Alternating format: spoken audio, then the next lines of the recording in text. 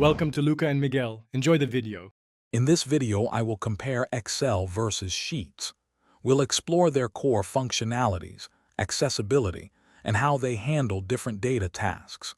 Understanding these differences will help you choose the best tool for your specific needs, whether for personal use or professional projects. Let's dive into the details and see which spreadsheet application truly stands out for you. Excel, a desktop application, boasts advanced features such as VBA for macros and powerful data analysis tools. Google Sheets, on the other hand, is a free, web-based application that shines in real-time collaboration, allowing multiple users to edit simultaneously. This fundamental difference in their architecture impacts everything from cost to how you access and use them. Hey everyone, quick break from our comparison. If you're finding this video helpful, please hit that like button and subscribe for more content. On another note, bring your space to life with the Echo Dot smart speaker.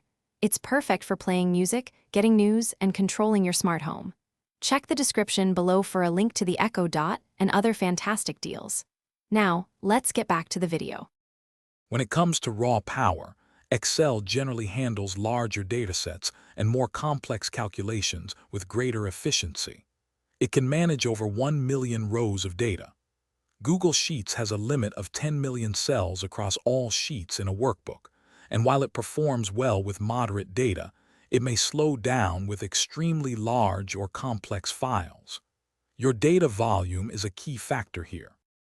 Collaboration is where Google Sheets truly shines, offering real-time editing and a clear revision history, making it ideal for team projects.